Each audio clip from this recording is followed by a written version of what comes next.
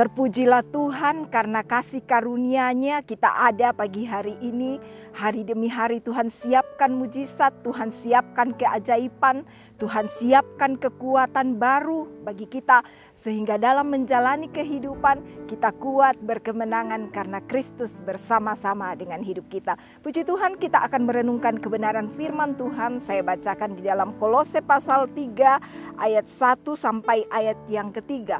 Firman Tuhan berbunyi demikian. Karena itu kalau kamu dibangkitkan bersama dengan Kristus, carilah perkara yang di atas di mana Kristus ada, duduk di sebelah kanan Allah.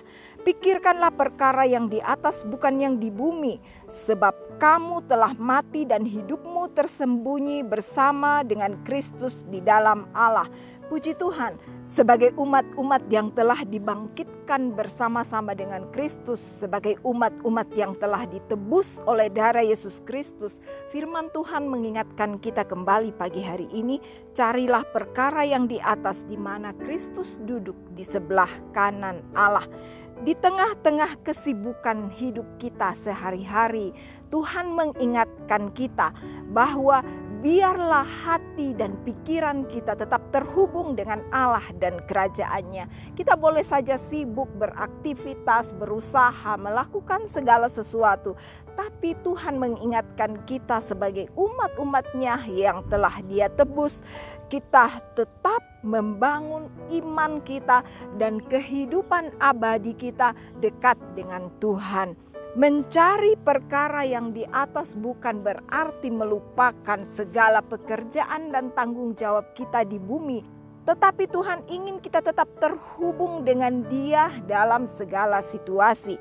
Sehingga dalam melakukan segala kegiatan kita, iman kita tetap kuat bersama-sama dengan Tuhan. Sementara kita melakukan aktivitas kita sehari-hari, Tuhan ingin kita tetap terhubung dengan Allah dan kerajaan-Nya. Roma 14 ayat 17 berkata, sebab kerajaan Allah bukanlah soal makanan dan minuman, tetapi soal kebenaran, damai sejahtera dan sukacita oleh Roh Kudus. Tuhan ingin kita tetap mengalami kerajaan-Nya di bumi ini, di tengah-tengah aktivitas kita, di tengah-tengah kekalutan kita, di tengah-tengah persoalan kehidupan kita. Tuhan ingin kita tetap merasakan bagaimana sukacita, damai sejahtera hidup bersama dengan Roh Kudus. Hal yang kedua dikatakan, pikirkanlah perkara di atas bukan yang di bumi. Di tengah-tengah kesibukan kita sehari-hari, di mana kita meletakkan pikiran kita? Apakah kita meletakkan pikiran kita di tengah-tengah upaya kita sendiri menyelesaikan segalanya? Ataukah kita meletakkan pikiran kita kepada Kristus saja? Sebagai anak-anak Tuhan yang telah ditebus, mari kita pikirkan kebaikan-Nya, kasih-Nya, pengorbanannya, firman-Nya, agar iman kita kuat dalam menghadapi apapun yang kita hadapi di dalam dunia ini. Puji Tuhan, ada sebuah kisah dalam Alkitab ketika Petrus berjalan di atas air. Ketika pikirannya, hatinya, imannya tertuju kepada Tuhan Yesus. Saat itu walaupun di tengah-tengah gelombang danau, di tengah-tengah badai saat itu, Petrus tetap bisa berjalan di atas air. Ketika Tuhan berkata, mari berjalanlah, Petrus bisa berjalan di atas air. Tapi satu hal, ketika pikirannya saat itu mulai tertuju kepada badai, bukan kepada kuasa Tuhan Yesus lagi.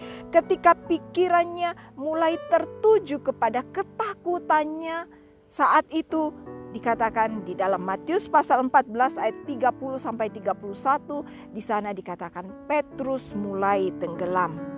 Bagaimana dengan kita hari ini? Saya bacakan Matius 14 ayat 30-31, dikatakan, tetapi ketika dirasanya tiupan angin, takutlah ia dan mulai tenggelam, lalu berteriak, Tuhan, tolonglah aku. Segera Yesus mengulurkan tangannya memegang dia dan berkata, hai orang yang kurang percaya, mengapa engkau bimbang?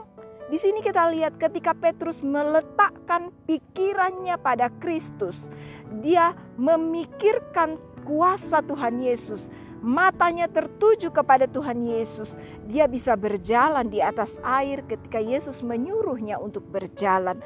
Tetapi ketika mulai dirasanya ada tiupan angin, ketika fokus pikirannya pada angin, pada ketakutannya, saat itu Petrus mulai tenggelam. Tapi puji Tuhan, ada Tuhan yang menjadi penolong dan memberi kekuatan bagi Petrus. Bagaimana dengan kita hari ini?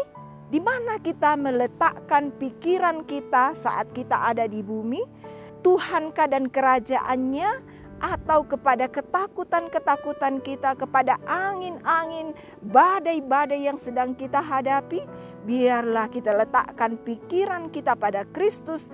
Kita mencari perkara-perkara yang di atas, di mana Kristus ada. Saya akan bacakan ayat terakhir di dalam Mazmur 119 ayat 57 sampai ayat yang ke-59. Biarlah ini menjadi pengakuan kita semua pagi hari ini. Saya akan bacakan. Bagianku ialah Tuhan, aku telah berjanji untuk berpegang pada firman-firman-Mu. Aku memohon belas kasihan-Mu dengan segenap hati. Kasihanilah aku sesuai dengan janji-Mu. Aku memikirkan jalan-jalan hidupku dan melangkahkan kakiku menuju peringatan-peringatan-Mu. Apa yang kita pikirkan hari ini, apa yang kita renungkan hari ini, biarlah yang kita pikirkan adalah Kristus dan kerajaannya. Kita berkata, bagianku ialah Tuhan dan aku akan berpegang pada firman-Mu, pada janji-Mu, memohon belas kasihan-Mu dan memohon kemurahan-Mu, memikirkan jalan-jalan hidupku bahwa aku akan terus meletakkan pikiranku pada Kristus dan kerajaannya. Puji Tuhan, mari kita berdoa.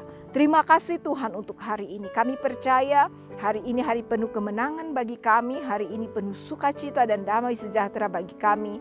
Di tengah-tengah gelombang kehidupan, di tengah-tengah badai, di tengah-tengah gelora kehidupan dunia ini, kami akan tetap meletakkan pikiran kami pada Kristus, bukan pada persoalan kami. Dan hari ini kami percaya ada mujizat, ada kemenangan, ada kesembuhan, ada pertolongan. Berkati semua umat-umat-Mu, apa yang mereka kerjakan, apa yang mereka sentuh dengan tangan mereka dibuat berhasil oleh Tuhan. Berkati pekerjaan Tuhan yang ada di Temanggung Tuhan, di GPDI Temanggung. Berkati setiap pelayan-pelayan-Mu Tuhan, bahkan seluruh sidang jemaat-Mu. Engkau ikat kami di dalam kasih-Mu Tuhan. Engkau yang menaungi kami dengan kuasa-Mu. Terima kasih, kami sudah berdoa dan bersyukur dalam nama Tuhan Yesus Kristus. Haleluya. Amin.